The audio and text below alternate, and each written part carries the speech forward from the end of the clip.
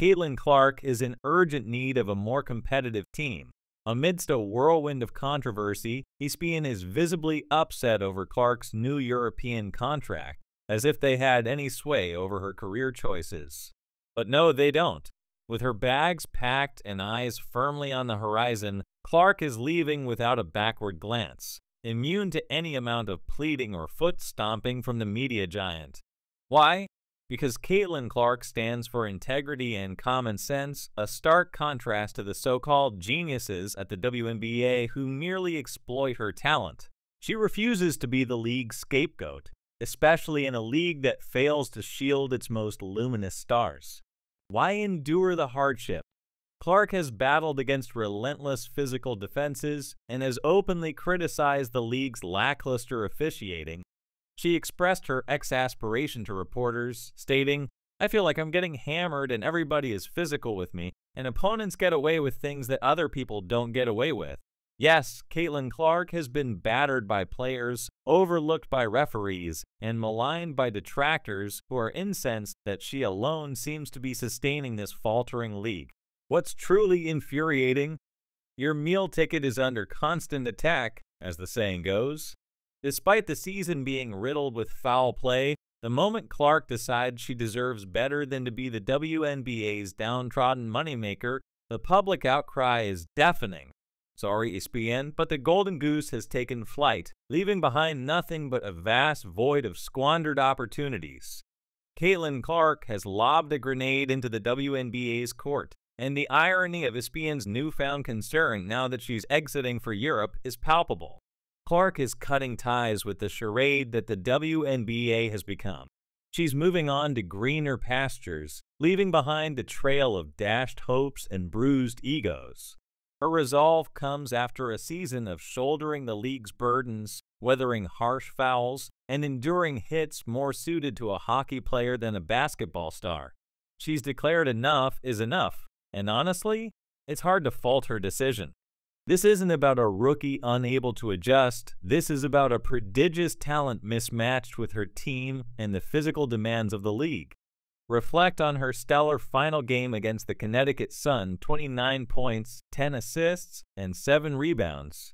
She was, effectively, a solo act, while her teammates faltered dramatically, missing shots and flubbing plays that would embarrass even a novice coach.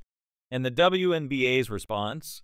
They stood by, watching their marquee player get treated like an expendable asset rather than the superstar she truly is. Fans came for basketball, not a brawl, yet that's precisely what the WNBA offered every time Clark took to the court. Caitlin Clark faced an egregious assault in her debut playoff game in the WNBA, marking a rude awakening for ESPN and their cadre of experts. Suddenly, they've realized the gold mine they had in her all along. Isn't that convenient? Before Caitlin's arrival, the Indiana Fever barely drew 3,000 fans per game, more akin to a local block party than a professional sports spectacle. But with Clark stepping onto the court, attendance skyrocketed to 177,000 fans per game, a staggering 400% increase. Yes, the Indiana Fever led the league in attendance thanks to Caitlin, a once-in-a-generation talent that transformed every match into a must-watch event. Yet the league insists on diluting her influence, focusing on spreading the wealth rather than spotlighting the singular talent that has unequivocally redefined the WNBA.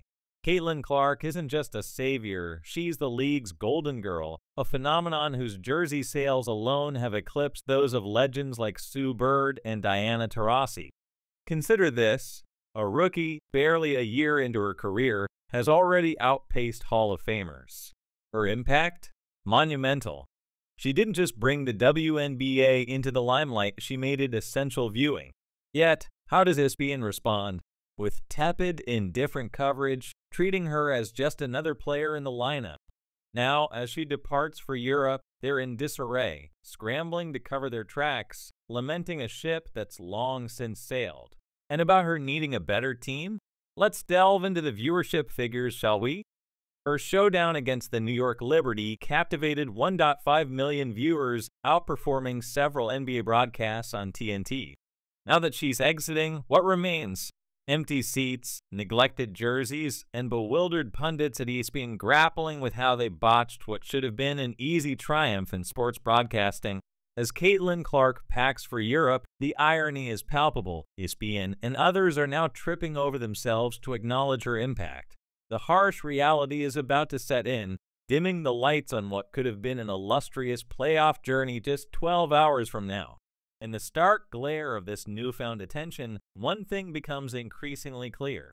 Caitlin Clark's nightmare in the WNBA is culminating in a dramatic, if not inevitable, departure. As she readies herself for Europe, the spectacle of ESPN and the rest desperately playing catch-up is more than just revealing, it's downright comedic. The narrative they overlooked is now the headline they can't afford to miss. Caitlin Clark faced some of the harshest physicality the league has ever seen. Defending?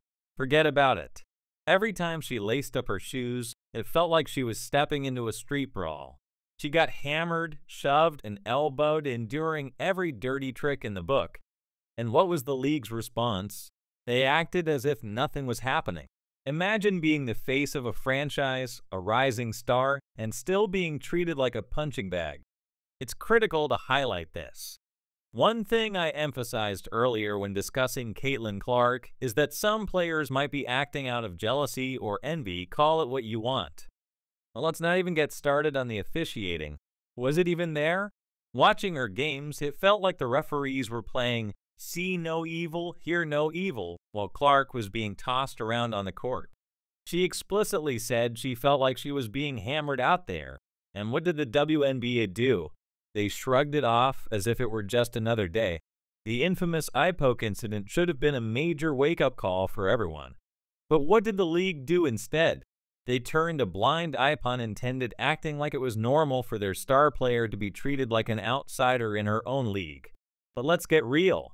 If the league isn't delivering quality entertainment, making money, or satisfying fans, how do they expect to survive? The emotional toll on Clark is immeasurable. Every missed call, every cheap shot chips away at her. She's giving everything to carry the team, yet she's left exposed and unprotected. And to top it off, they criticize her for not being tough enough. Seriously, give me a break. The league and its cheerleading media dropped the ball so hard, it's still rolling. Now they're scrambling to catch up. How pathetic. During one game, a player swats at the ball but decides to jab her fingernails straight into Caitlin Clark's eye. No foul was called. No review for a flagrant. Nothing. Everyone just moved on like it didn't even happen. And it gets even worse. Cue Alyssa Thomas and her comments about racial bias in Clark's fan base.